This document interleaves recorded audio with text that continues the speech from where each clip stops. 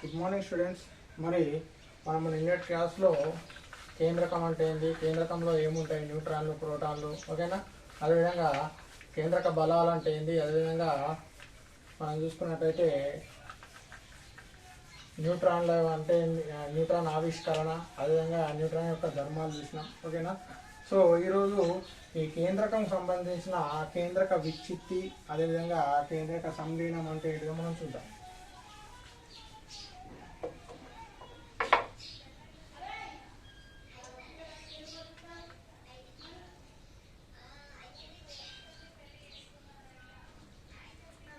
కేంద్రక విచ్చిత్తి, కేంద్రక విచ్చిత్తి. సో కేంద్రక విచ్చిత్తి అంటే చూడండి, భార కేంద్రకం ఏంటిది, భార కేంద్రకం, భార కేంద్రకం, భార కేంద్రకం రెండు సమాన ద్రవ్యరాశులు గల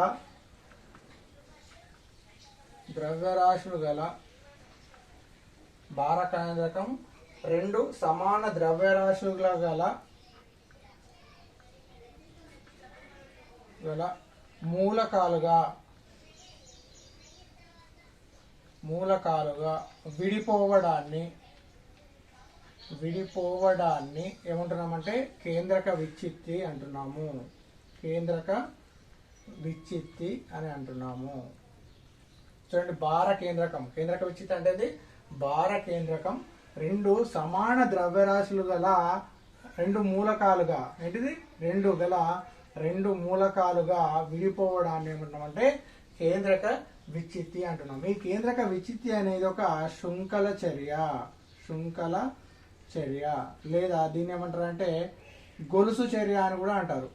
దీన్ని ఏమంటారు, గొలుసు చర్య అని కూడా అంటారు. దీన్ని ఏమంటాము, కేంద్రక విచ్చిత్తి అని అంటాము. అంటే భార కేంద్రకం రెండు సమాన ద్రవ్యరాశులు గల మూలకాలుగా విడిపోవడాన్ని ఏమంటామంటే కేంద్రక విచ్చిత్తి అంటున్నాం. ఎగ్జాంపుల్ తీసుకున్నట్టయితే యురేనియం తీసుకున్నట్టయితే ఇది తక్కువ వేగం గల న్యూట్రాన్లతో తాడనం చెంది రెండు సమాన ద్రవ్యరాశులు కలిగినటువంటి రెండు సమాన ద్రవ్యరాశులు గల రెండు మూలకాలుగా అంటే బేరియం క్రోమియంగా విడిపోతుంది.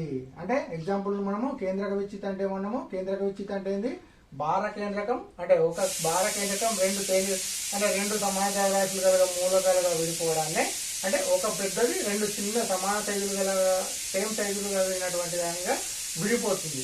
ఒక కేంద్రకం రెండుగా విడిపోతుంది. అవి ఎట్లుండాలి, అవి రెండు సమానంగా ఉండాలా, దాన్ని ఏమంటున్నామంటే కేంద్రక విచ్చిత్తి. కేంద్రక విచ్చిత్తి అనేది ఒక శృంఖల చర్య లేదా దీన్ని గొలుసు చర్య కూడా అని అంటారు. ఎగ్జాంపుల్ తీసుకున్నట్టయితే యురేనియం ఏంటిది, న్యూట్రాన్లతో తాడనం చెంది భార కేంద్రకం ఏం చేస్తుంది, రెండు బేరియం క్రోమియంగా విడిపోవడం జరుగుతుంది.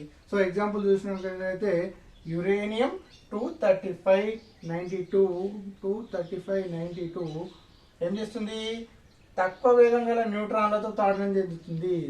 తక్కువ వేగం గల న్యూట్రాన్ ఇది ఏంటంటే న్యూట్రాన్లతో తాడనం చెందించి ఏమేర్పడుతుంది, రెండు సమాన ద్రవ్యరాశులు గల బేరియం మరియు క్రోమియం రెండింటిని విడుదలవుతుంది. అదేవిధంగా ప్లస్ న్యూట్రాన్లు ఎన్ని, 3 న్యూట్రాన్లు అనేది వెలువడతాయి. ఇంకా మళ్ళీ ఏంది ప్లస్ 3 న్యూట్రాన్లు అనేది వెలువడుకుంటూ కొంత శక్తి అనేది బయటకు రావడం జరుగుతుంది. సో ఇక్కడ ఇది 9236 పరమాణు ద్రవ్యరాశి సంఖ్యలు మరి. సో ఇక్కడ 9236, ఇక్కడ వచ్చి 14156 ఓకేనా. సో యురేనియం 235 ఏం చేస్తుంది, ఇది ఎన్ అంటే ఏంటి, ఇక్కడ న్యూట్రాన్లు అంటే తక్కువ వేగం గల న్యూట్రాన్లు, అంటే వీటిని మంద ధృతి న్యూట్రాన్లు, అంటే మంద ధృతి అంటే తక్కువ వేగం గల, ధృతి న్యూట్రాన్లు అంటే ఎక్కువ వేగం న్యూట్రాన్లు, మంద ధృతి న్యూట్రాన్లు అంటే తక్కువ వేగం గల న్యూట్రాన్లు. వీటిని ఉష్ణీయ న్యూట్రాన్లు అని కూడా అంటారు. ఏమంటారు, ఉష్ణీయ న్యూట్రాన్లు. వీటికి ఇన్ని రకాలుగా అయిపోతాయి. ఉష్ణీయ న్యూట్రాన్లు అనొచ్చు, మంద ధృతి న్యూట్రాన్లు అనొచ్చు.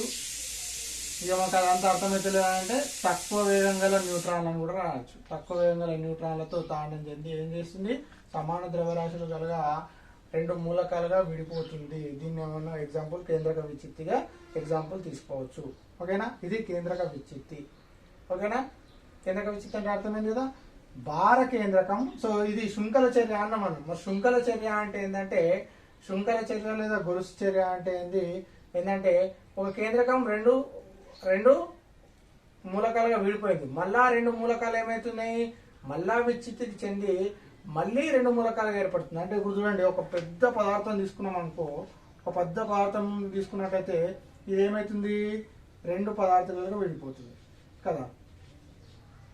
సో ఇది మళ్ళా విచ్చిత్తి చెంది మళ్ళీ ఇది ఏమవుతుంది, మళ్ళీ రెండు సైజులుగా విడిపోతుంది, మళ్ళీ ఇది ఏమవుతుంది రెండు సైజులుగా, అంటే మళ్ళీ ఇది రెండు, అంటే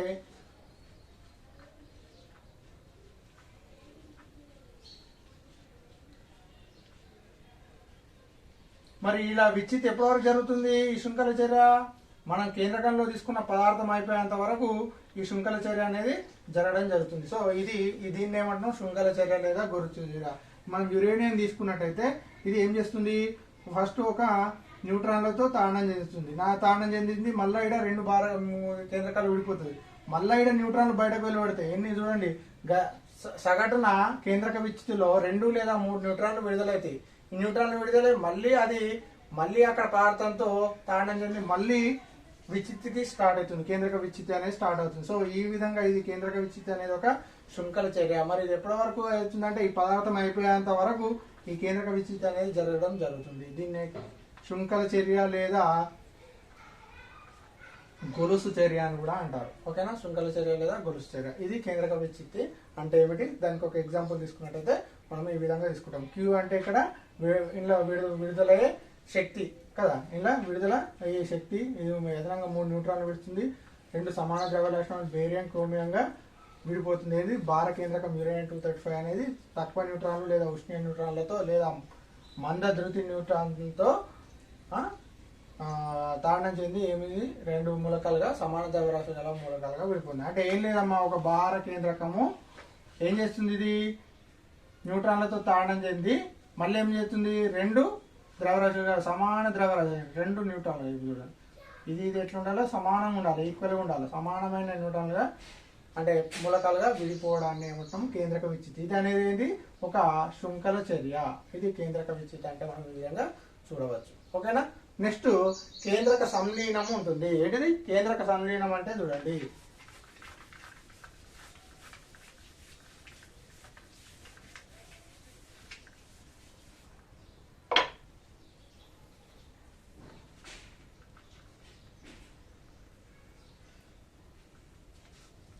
కేంద్రక సంలీనం అంటే ఏం చేస్తుందంటే రెండు తేలికైన కేంద్రకాలు కలిసి రెండు తేలికైన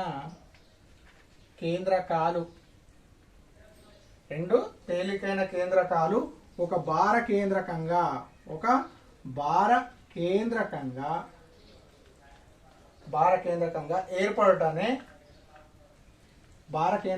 ఏర్పడుతూ శక్తి విడుదల చేసే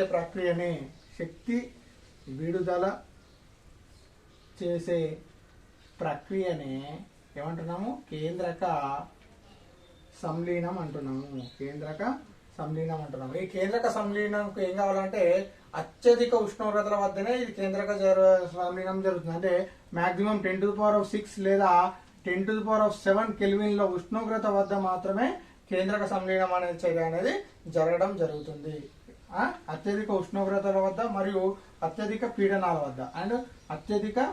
పీడనాల వద్ద మాత్రమే ఈ కేంద్రక సంలీన చర్య అనేది జరుగుతుంది. మరి ఎక్కడ జరుగుతుంది సార్ ఇది కేంద్రక సంలీనం అంటే, ఎగ్జాంపుల్ చేస్తే నక్షత్రాలలో లేదా సూర్యునిలో జరిగే చర్యలు ఏంటిది, కేంద్రక సంలీన చర్యలు. అంటే ఈ నక్షత్రాలు లేదా సూర్యునిలో ఏ కేంద్రక సంలీనం ఏం ఏర్పడతాయంటే 4 హైడ్రోజన్ కలిపి, అంటే ఏంది 2 తేలికైన కేంద్రకాలు, అంటే హైడ్రోజన్ తేలికైన కేంద్రకాలు కలిసి ఒక భార హీలియం ని ఏర్పరుస్తుంది. దీనికి ఎగ్జాంపుల్ చెప్పవచ్చు కేంద్రక సంలీనం. ఏంటి తేలికైన కేంద్రకాలు 4 హైడ్రోజన్ కలిపి ఒక భార హీలియం, అంటే తేలికైన కేంద్రకాలు అంటే చిన్న కలిపి ఏమైతున్నాయి, ఇవి 2 చిన్న కలిపి అయింది ఒక భార కేంద్రకంగా ఏర్పడుతుంది. దీన్ని కేంద్రక సంలీనం. విచ్చితేమో భార కేంద్రకం రెండు కేంద్రకాలుగా విడిపోతుంది. ఇక్కడ 2 తేలికైన కేంద్రకాలు కలిసి భార కేంద్రకంగా ఏర్పడుతుంది. దీన్ని అలా ఏర్పడినప్పుడు కొంత ఏం చేస్తుంది, ఏర్పడుతూ కొంత శక్తిని కూడా విడుదల చేస్తుంది. దాన్ని ఏమంటామంటే కేంద్రక సంలీనం చర్యలు అంటారు. ఈ కేంద్రక సంలీన చర్యలు ఎక్కడ జరుగుతాయి? అత్యధిక ఉష్ణోగ్రతల వద్ద మరియు అత్యధిక పీడనాల వద్ద మాత్రమే ఈ కేంద్రక సంలీన చర్యలు జరుగుతాయి. వీటిని ఏడు చూడొచ్చు అంటే సూర్యుల్లో, నక్షత్రాల్లో చూడొచ్చు. 4 హైడ్రోజన్లు కలిసి రెండు తేలికైన హైడ్రోజన్లు కలిసి ఏంటి భార హీలియాన్ని ఏర్పరుస్తుంది. దాని ఎగ్జాంపుల్ చూసినట్టయితే మనం ఈ విధంగా చూద్దాం. సో హైడ్రోజన్లు అంటే తేలికైన కేంద్రకం, 4 హైడ్రోజన్లు కలిపి ప్లస్ 4 ఎలక్ట్రాన్స్ తీసుకుంటూ 4 ఎలక్ట్రాన్తో ఏమైతుంది, ఒక హీలియాన్ని భార కేంద్రకమైన హీలియాన్ని ఇస్తుంది. హీలియాన్ని ఇచ్చుకుంటూ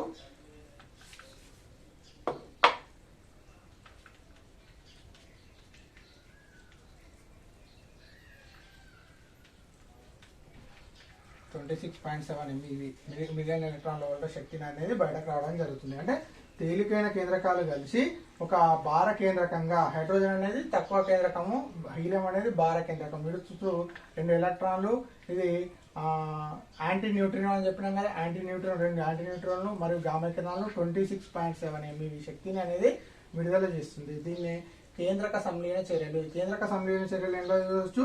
సూర్యునిలో మరియు నక్షత్రాల్లో మనము ఈ కేంద్రక సంలీన చర్యలను చూడవచ్చు. మరి కేంద్రక విచ్ఛిత్తి ఎంత చూడవచ్చు అంటే న్యూక్లియర్ రియాక్టర్, అంటే కేంద్రక రియాక్టర్లో మన కేంద్రక సంలీన చర్యలు తీసుకోవచ్చు. ఇవి అత్యధిక ఉష్ణోగ్రతలు కావాలన్నా మరి కేంద్రక సంలీనంకు, కేంద్రక విచ్ఛిత్తికి అత్యధిక ఉష్ణోగ్రతలు అవసరమా అంటే అవసరం లేదు. గది ఉష్ణోగ్రత వద్ద అయినా కేంద్రక విచ్ఛిత్తి జరుగుతుంది. కానీ కేంద్రక సంలీనంకి ఏంది, అత్యధిక ఉష్ణోగ్రతలు కావాలా అంటే 10⁶ కెల్విన్స్ లేదా 10�7. అండ్ అత్యధిక ఉష్ణోగ్రత, అత్యధిక పీడనాల వద్ద ఈ చర్యలు జరుగుతాయి. అవి ఏడున్నాయి సూర్యుల్లో మరియు నక్షత్రాల్లో మాత్రమే ఇది జరుగుతుంది. ఏంటంటే తేలికైన కేంద్రకాలు అంటే 4 హైడ్రోజన్ కలిసి ఒక భార హీలియంగా ఏర్పడుతుంది. ఎగ్జాంపుల్ మనం ఏమో డెఫినేషన్ కేంద్రక విచ్ఛిత్తి, కేంద్రక సంలీనం. ఓకేనా, క్లియరా? సో కేంద్రక విచ్ఛిత్తి మరియు కేంద్రక సంలీనం వీటి మధ్య గల భేదాలు కూడా చూద్దాం, మనకు క్లియర్గా అర్థమైపోతుంది.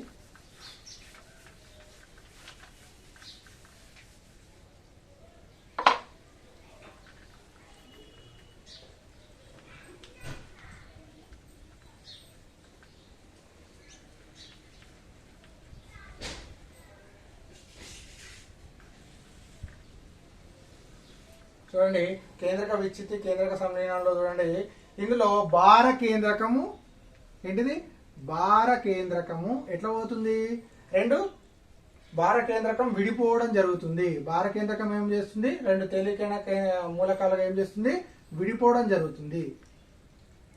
భార కేంద్రకం ఏమైతుంది, విడిపోవడం జరుగుతుంది. ఇందులో తేలిక కేంద్రకాలు కలిసిపోతాయి. ఇందులో తేలిక కేంద్రకాలు కలిసిపోతాయి అంటే 2 తేలిక కేంద్రాలు కలిసిపోతే ఇక్కడ భార కేంద్రం విడిపోతుంది. విడిపోయి ఈడేమవుతుంది, 2 సమాన ద్రవ్యరాశుల గల మూలకాలు ఏర్పడుతుంది. ఈడ ఒక భార కేంద్రకం అనేది ఏర్పడుతుంది. ఇక్కడ న్యూట్రాన్లు అవసరము. కేంద్రక విచ్ఛిత్తిలో యురేనియం 235 అనేది భార కేంద్రకం. దేంతో న్యూట్రాన్లతో, తక్కువ ఉష్ణీయ న్యూట్రాన్లతో తాడనం చెందే మనకు ఏంటిది 2 మూలకాలుగా విడిపోతుంది. కాబట్టి ఇక్కడ న్యూట్రాన్లు అవసరము. న్యూట్రాన్లు అవసరము. ఇక్కడ న్యూట్రాన్లు అవసరం లేదు. న్యూట్రాన్లు అవసరం లేదు. వీటికి గది ఉష్ణోగ్రత వద్ద కేంద్రక విచ్ఛిత్తి జరుగుతుంది.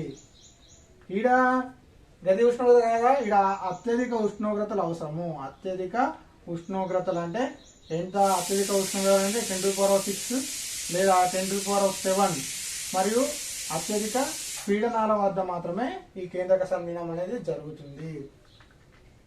ఇది కేంద్రక రియాక్టర్ అంటే కేంద్రక రియాక్టర్లో శక్తి జనకం. ఇది కేంద్రక రియాక్టర్లో శక్తి జనకము. కేంద్రక రియాక్టర్లో శక్తి జనకంగా ఉంటుంది. సో మీరు కేంద్రక రియాక్టర్ అంటే మరియు ఏ విధంగా కేంద్రక రియాక్టర్ పనిచేసే విధానం మనం నెక్స్ట్ వస్తుంది. ఇది వెరీ వెరీ ఇంపార్టెంట్. ఇదే మనకు లాంగ్ క్వశ్చన్ వస్తుంది. కేంద్రక రియాక్టర్లో శక్తి జనకంగా ఉంటుంది. ఇది నక్షత్రాలలో శక్తి జనకంగా ఉంటుంది. ఇది నక్షత్రాలలో శక్తి జనకంగా ఉంటుంది. నక్షత్రాల్లో శక్తి జనకం. ఇందులో ఇది కేంద్రక విచ్ఛిత్తిలో కేంద్రక రియాక్టర్లో శక్తి జనకము, కేంద్రక సంలీనం అనేది నక్షత్రాలలో లేదా సూర్యుడిలో శక్తి జనకంగా ఉపయోగపడుతుంది. ఓకేనా. అదే ఇందులో ఒక్కొక్క న్యూక్లియాన్ అంటే ఇది కేంద్రక విచ్చిత్తి అనేది కేంద్రక సంలీనంతో పోలిస్తే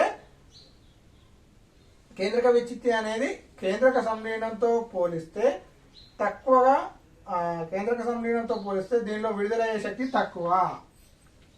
కేంద్రక విచ్చిత్తి అనేది కేంద్రక సంలీనంతో పోలిస్తే దీనిలో విడుదలైన శక్తి ఎట్లుంటుందంటే తక్కువగా ఉంటుంది. ఇందులో శక్తి తక్కువ. ఇందులో దేంతో పోలిస్తే కేంద్రక సంలీనంతో పోలిస్తే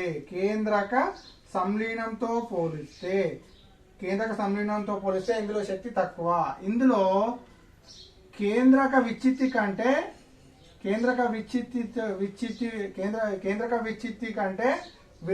విచ్చిత్తిలో విడుదలైన శక్తి కంటే 7 రెట్లు ఎక్కువగా ఉంటుంది. ఎందులో కేంద్రక సంలీనంలో. ఏంటిది ఇదేమో కేంద్రక సంలీనంతో పోస్తే కేంద్రక విచ్చిత్తిలో విడుదలయ్యే శక్తి తక్కువ. కేంద్రక సంలీనంలో ఏంది కేంద్రక విచ్చిత్తిలో విడుదలైన శక్తి కంటే ఎన్ని రెట్లు ఎక్కువ 7 రెట్లు ఎక్కువ శక్తి విడుదలవుతుంది. ఎందులో కేంద్రక సంలీనంలో. ఓకేనా. అదేవిధంగా ఇది ఆటం బాంబు తయారులో ఈ కేంద్రక విచ్చిత్తి ప్రక్రియ ద్వారా దీన్ని దేనిలో ఉపయోగిస్తారు? కేంద్రక విచ్చిత్తి ద్వారా ఈ సూత్రంపై కేంద్రక విచ్చిత్తి సూత్రంపై ఏం పనిచేస్తుందంటే ఆటం బాంబు తయారీ.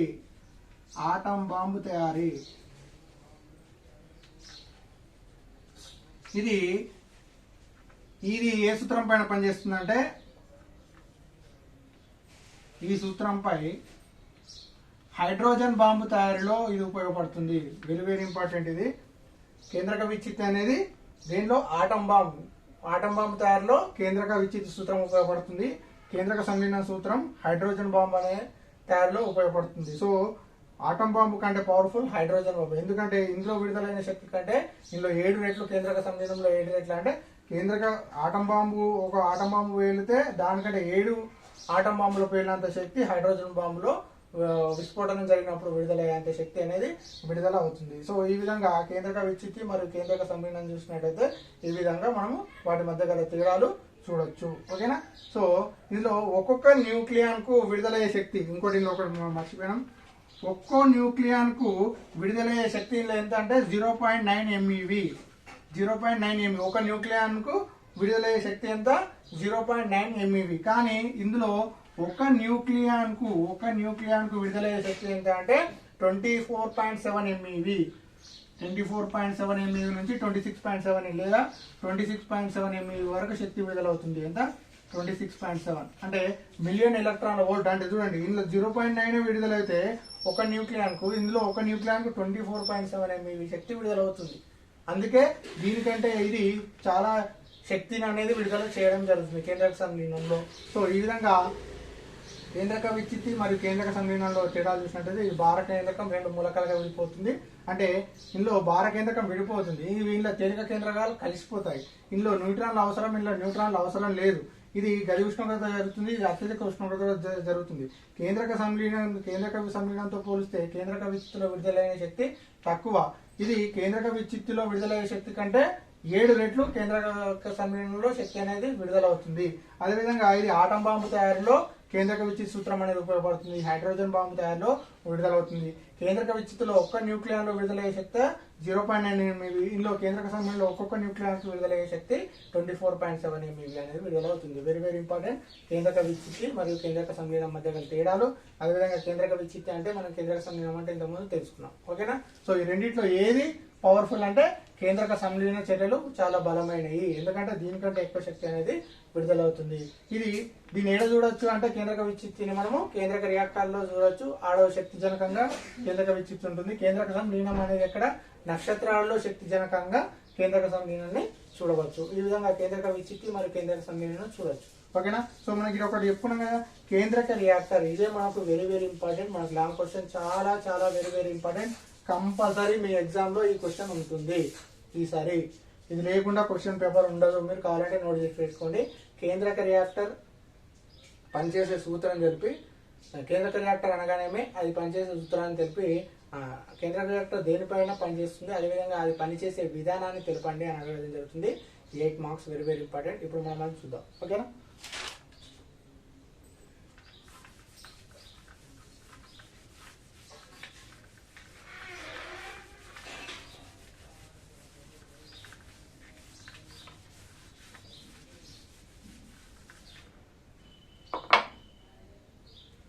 క్వశ్చన్ చూడండి ఏ విధంగా అడుగుతారంటే, చక్కని పటం సహాయంతో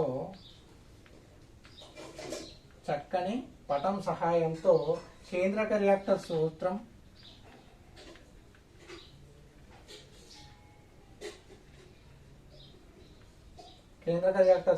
అది పనిచేసే విధానాన్ని తెలపండి.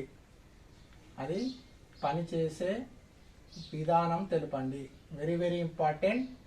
Very very very very important. 8 marks. ఓకేనా. కేంద్రక రియాక్టర్ సూత్రము మరియు అసలు మరి కేంద్రక రియాక్టర్ అంటే ఏంది? నియంత్రిత శృంఖల చర్య ద్వారా ఏంటిది కేంద్రక రియాక్టర్ సూత్రం అంటే నేను చక్కని పటం సాయంత్రం కేంద్రక రియాక్టర్ సూత్రము, అది పనిచేసే విధానం తెలిపాను. ఫస్ట్ మనం కేంద్రక రియాక్టర్ అంటే ఏంటి చూద్దాం. కేంద్రక రియాక్టర్ అంటే ఏంటి అంటే నియంత్రిత శృంఖల చర్య ద్వారా అధిక శక్తిని ఉత్పత్తి చేసే సాధనంనే కేంద్రక రియాక్టర్ అంటారు. కేంద్రక రియాక్టర్ అంటే ఏంది? నియంత్రిత శృంఖల చర్యను నియంత్రించుకుంటూ అధిక శక్తిని ఉత్పత్తి చేసే సాధనం ఏమంటామంటే కేంద్రక రియాక్టర్ అని అంటారు. మరి కేంద్రక రియాక్టర్ సూత్రం అంటే ఏంది? కేంద్రక రియాక్టర్ సూత్రం అంటే ఏంటంటే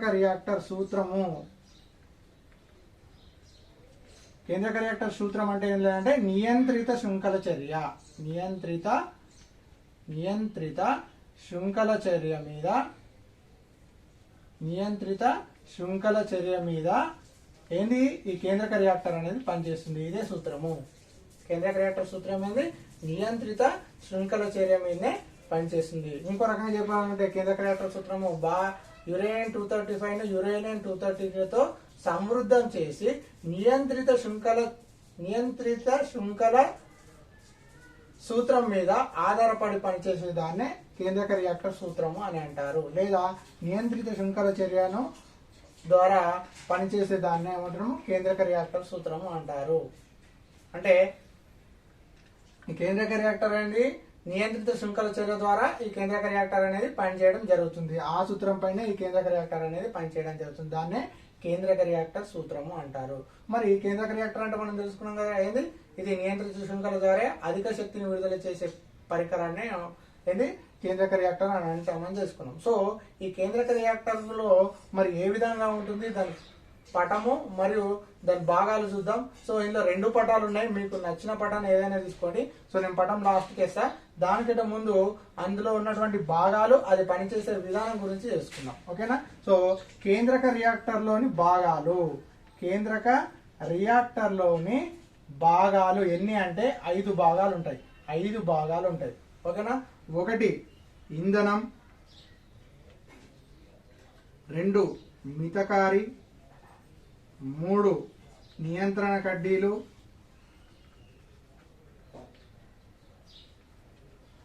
4 ఏంటిదంటే శీతలకారిణి, 5 రక్షణ కవచం.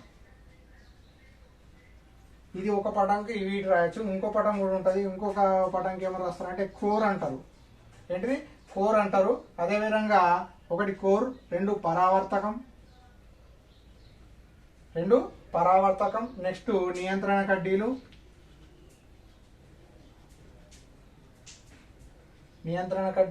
నెక్స్ట్ వచ్చేసి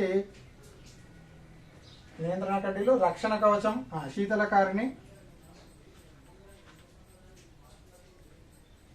5వది రక్షణ కవచం. సో ఇక్కడ కోర్ అంటే ఇక్కడ కోర్లో ఏముంటుందంటే ఇంధనం ప్లస్ మితకారి 2 ఉంటాయి. సో ఈడ ఇంధనం మితకారి సపరేట్ చెప్తున్నాం కదా. ఈడ ఇంధనం మితకారి ఉన్నది, ఈడ నెక్స్ట్ పరావర్తకం అనేది. అంటే ఒక్కొక్క పటానికి మనకు ఒక్కొక్క రకంగా ఉంటుంది. మీరు ఏ పటాన్ని చేస్తే ఆ రకంగా రాయొచ్చు. సో ఇది చక్కని పటాలతో కేంద్రక రియాక్టర్ పనిచేసే చూద్దాం. మరి కేంద్రక రియాక్టర్లో ఏం తీసుకున్నామంటే యురేనియం 235 ను భార కేంద్రకాన్ని తీసుకుంటాం. భార కేంద్రకం ఏం చేస్తుంది, ఇది న్యూట్రాన్లతో తాడడం చేస్తే ఏమవుతుంది, విచ్చితి జరుగుతుంది కదా, కేంద్రక విచ్చితి జరుగుతుంది కదా. జరిగినప్పుడు ఏమవుతుంది, అతి వేగంగా న్యూట్రాన్లు మళ్ళీ సగటున ఒక విచ్చిత్తిలో 2 నుంచి 3 న్యూట్రాన్లు అనేది విడుదలవుతుంది. సో ఈ వేగంగా చలించే న్యూట్రాన్ల వల్ల ఈ కేంద్రక విచ్చిత్తి అనేది ఇంకా వేగంగా జరగడం జరుగుతుంది.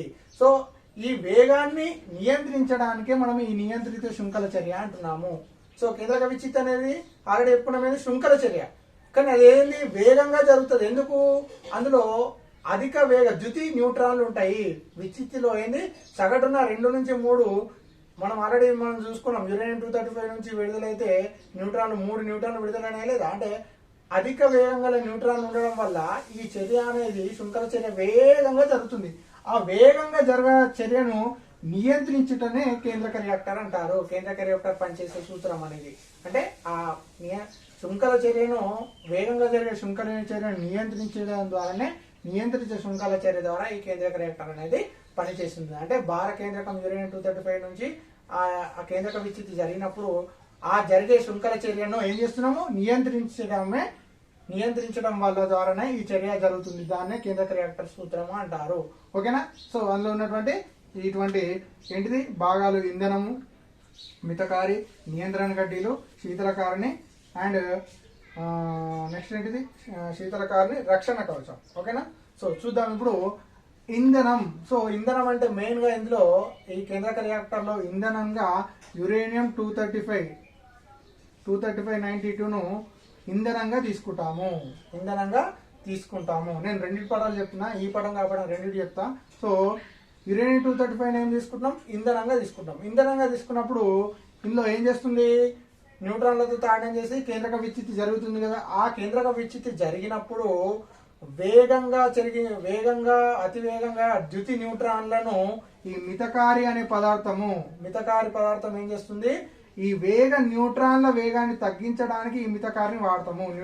మితకారిని దేని వాడతాము, ఈ ఇంధనంలో ఇంధనం అంటే ఏంది, యురేనియం 235 యురేనియం 235 ఇంధనంగా వాడతాము. ఈ మితకారి పదార్థం యూజ్ ఏంటంటే కేంద్రక విచ్చిత్తిలో వెలువడే న్యూట్రాన్ల వేగాన్ని తగ్గించడానికి ఈ మితకారిని వాడతాము. కేంద్రక విచ్చిత్తిలో వెలువడే న్యూట్రాన్ల వేగాన్ని తగ్గించడానికి ఈ మితకారి పదార్థాన్ని వాడతాము. మితకారి పదార్థానికి భారజలం లేదా గ్రాఫైట్లను వాడతాము. మితకారిలో భారజలం గ్రాఫైట్ గా మితకారి పదార్థాన్ని తీసుకుంటాం. మనం ఆల్రెడీ చెప్పుకున్నాం, న్యూట్రాన్ల ధర్మాల్లో చెప్పుకున్నాం.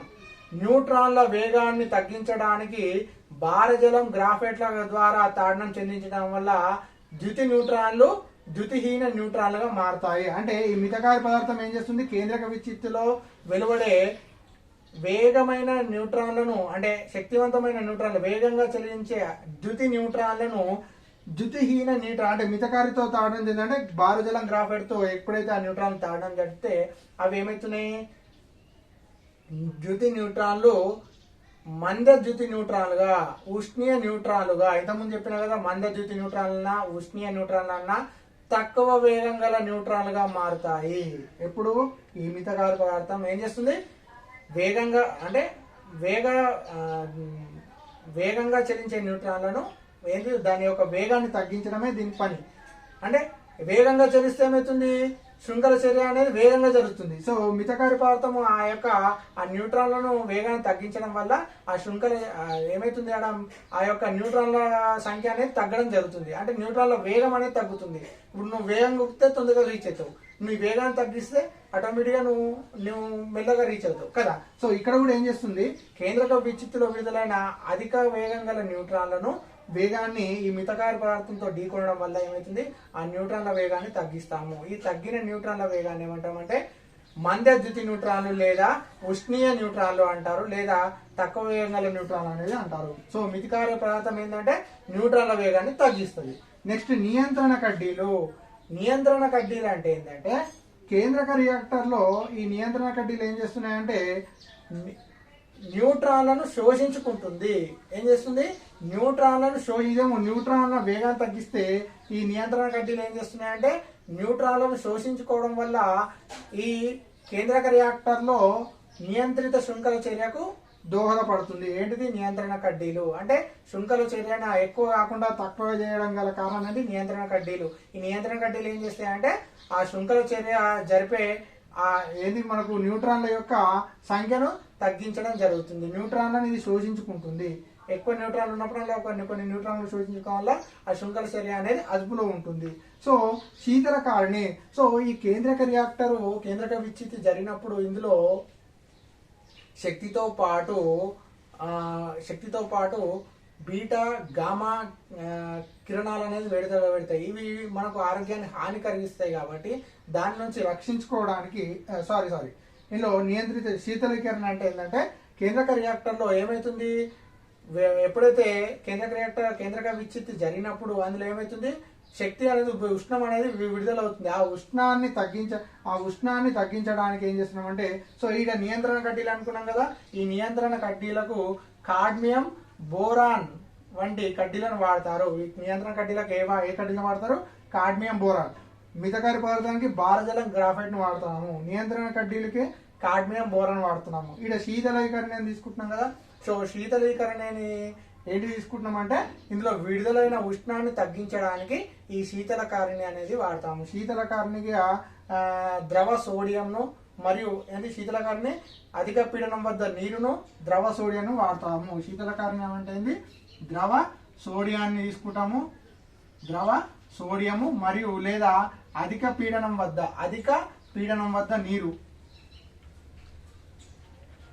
నీరును మనం శీతలీకరణ ఉపయోగించుకుంటాము. ఓకేనా?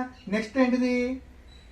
రక్షణ కవచం. మరి ఈ రక్షణ కవచం అంటే ఈ కేంద్రక రియాక్టర్ చుట్టూ ఒక గోడలాగా నిర్మితమై ఉంటుంది. అది ఏది ఉంటాయంటే సిమెంటు, స్టీలు, సీసంతో నిర్మించబడి ఉంటుంది. ఎందుకు అంటే ఈ కేంద్రక రియాక్టర్లో ఏమైతుంది, ఎప్పుడైతే కేంద్రక విచ్ఛితి స్టార్ట్ అయినప్పుడు అందులో ఈ శక్తితో పాటు ఏం విడుదలైతాయి అంటే బీటా గామా కిరణాలు అనేవి విడుదలైతే అవి మనకు హానిని కలిగిస్తాయి. కాబట్టి అవి బయటకు రాకుండా ఉండడానికి ఈ శీతలకరణి ఏది రక్షణ కవచం అనేది ఉపయోగిస్తారు. ఈ రక్షణ కవచంలో ఆ గోడను దేనితో తయారు చేస్తారు?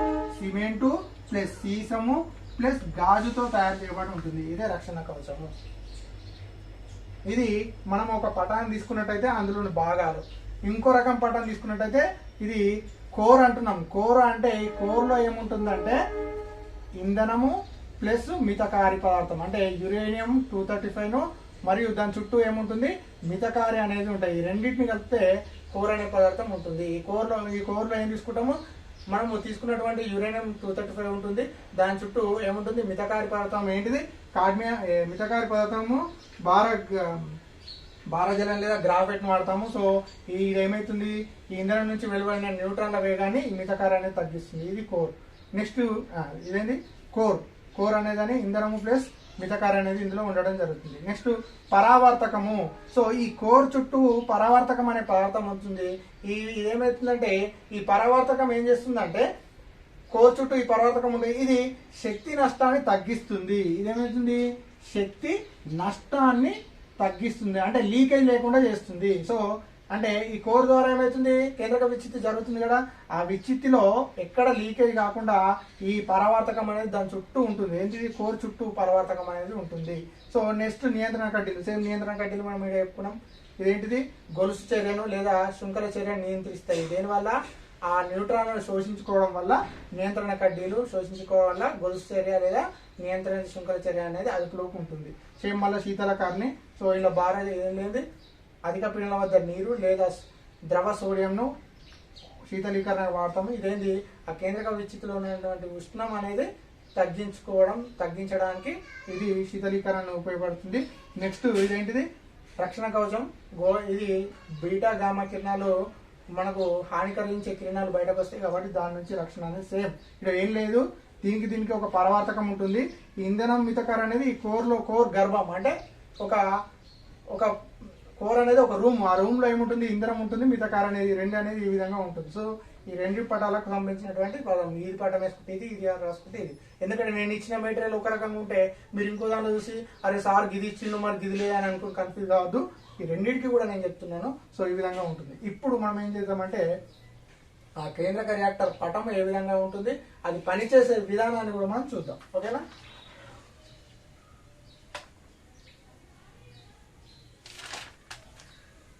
మీకు 2 పటాలు ఇస్తా.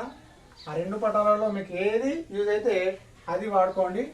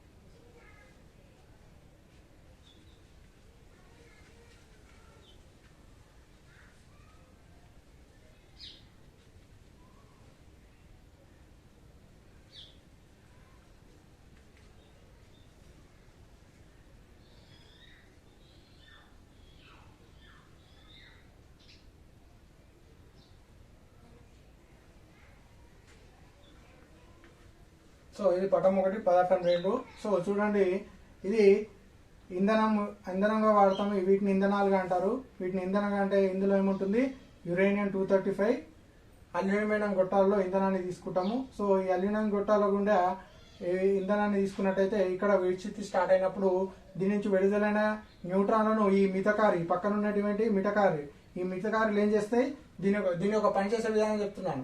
సో కేంద్రక రియాక్టర్ ఈ విధంగా ఉంటుంది. సో కేంద్రక రియాక్టర్లో భాగాలు అల్యూమినియం గొట్టాల్లో యురేనియం 235 అంటే ఇంధనం వాడతాము. ఇవి మితకారి పదార్థాలు, ఇవి నియంత్రణ కడ్డీలు, ఇది శీతలీకరణి. ఓకేనా, ఇది నీరు తీసుకున్నాం. అదేవిధంగా ఇది నీరు. సో ఇక్కడ నుంచి బయటకు నీటి ఆవిరి అనేది బయటకు రావడం జరుగుతుంది. ఇది దీని యొక్క పటం. కేంద్ర రియాక్టర్ యొక్క పనిచేసే విధానాన్ని ఈ పటం ద్వారా మనం వివరిస్తాం. లేకపోతే ఇంకో పటము సేమ్ ఈ కోరులో ఇంధనం ప్లస్ మితకారులు ఉంటాయి. ఇదేంటి పరావర్తకం అని చెప్పినాం కదా. సో ఇదేంటి పరావర్తకం ఏం చేస్తుంది, దీని యొక్క శక్తి నష్టాన్ని తగ్గిస్తుంది, అంటే లీకేజ్ లేకుండా చేస్తుంది.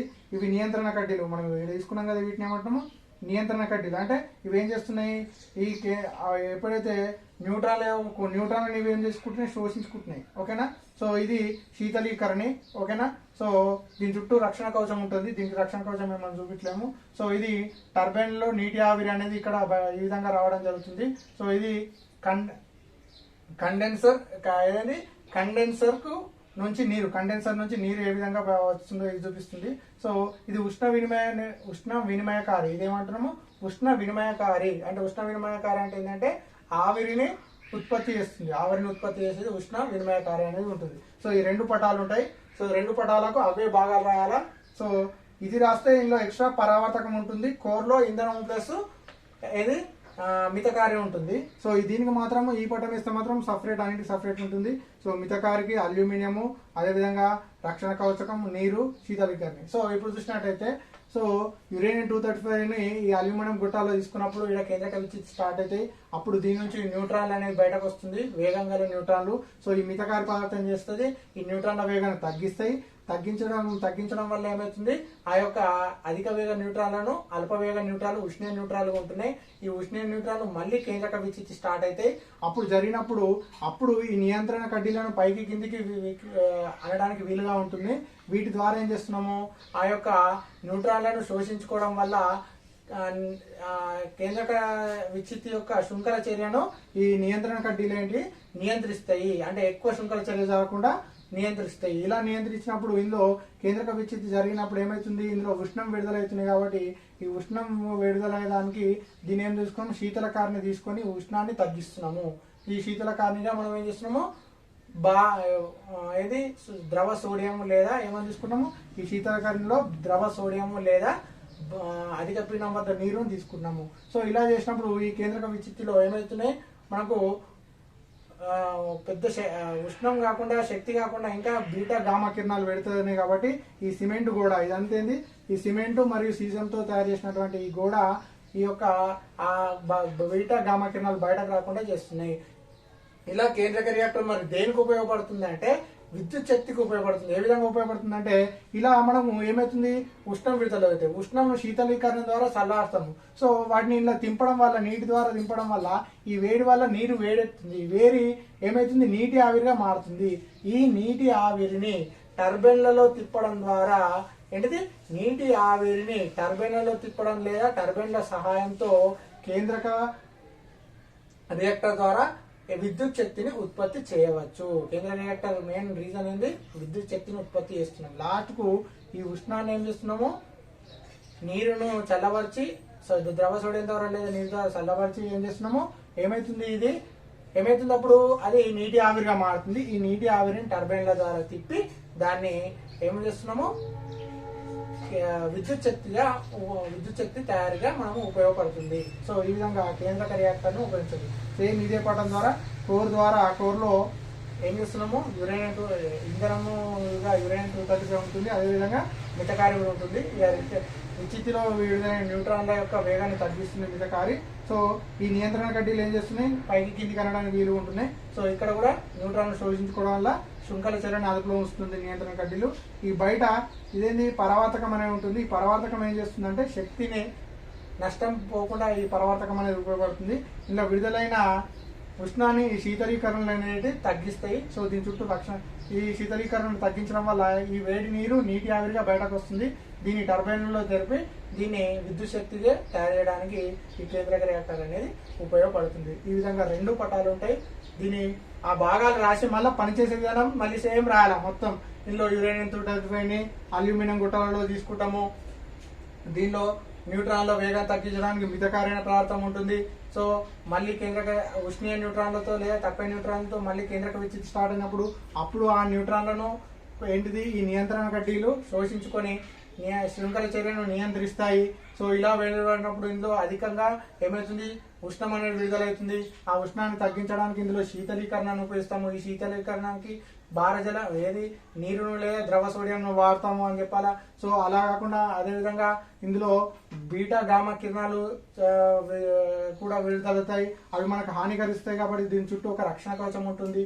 సో ఈ నీటి ఆవిరిని ఈ ఉష్ణాన్ని నీటి ద్వారా శీతలీకరణ ద్వారా తగ్గించినప్పుడు నీరు వేడెక్కుతుంది లేదా ద్రవ సోడియం వేడెక్కి నీటి ఆవిరి రూపంలో మారుతుంది.